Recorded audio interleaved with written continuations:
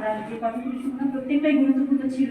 আমি ছোট্ট একটা জিনিস ইনক্লুড করার জন্য আমি দাঁড়িয়েছি। আমি যেহেতু একসময় এডুকেশনের সাথে জড়িত ছিলাম, সেই অভিজ্ঞতা থেকে যে আমরা হাওড়ের সময়টাতে আমরা সব জায়গায় কিন্তু সেই স্থানীয় পরিবেশ এবং আবহাওয়া অনুযায়ী স্কুল ব্যবস্থাপনার একটা নিয়োগ করা যেতে পারে।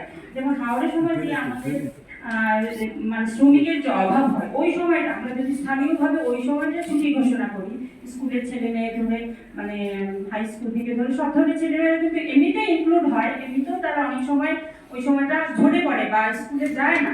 কিন্তু আমরা যদি স্থানীয়ভাবে ওই সময়টা স্কুল ছুটি ঘোষণা করতে পারি, ওইটা আলাদা করে ব্যবস্থা করা যেতে পারে। এটা হয় সব জায়গায় স্থানীয় প্রয়োজন অনুযায়ী ছুটির কিছু ব্যবস্থা থাকে স্থানীয় হেড টিচারদের, কিন্তু সেটা বেশিরভাগ ক্ষেত্রেই তারা ব্যবহার করে না। কিন্তু সরকারিভাবে যদি ওইটা একটু উদ্যোগ নেওয়া হয় যে ওই জেলাগুলিতে আমরা ওই সময়টা হারভেস্টিং সিজনটাতে আমরা স্কুলটা বন্ধ রাখবো।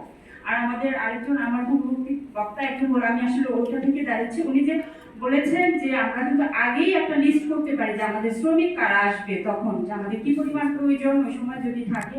আমি এর সাথে শুধু একটু বলতে চাই, আমাদের পলিটিক্যাল মিটিং করার জন্য ট্রেন ভাড়া করা হয়, ফি দেওয়া হয়, আমরা কেন শুধুমাত্র একটু যদি আমরা দুর্যোগ ব্যবস্থাপনা একটু এগিয়ে নিতে পারি, তাহলে আমার মনে হয় 25 বছর আমাদের এভাবে হাওড় নিয়ে মানে আর দাঁড়াতে হবে না। আর আমরা চাই না এর পরবর্তী বছর যেন আমাদের এখানে আবারও সংবাদ সম্মেলন করতে হয়। আমরা যেন সামনের বার আগাম প্রস্তুতি হিসেবে ব্যাপারগুলি গ্রহণ করি, সেটার জন্য আমিও জোর দাবি জানাচ্ছি।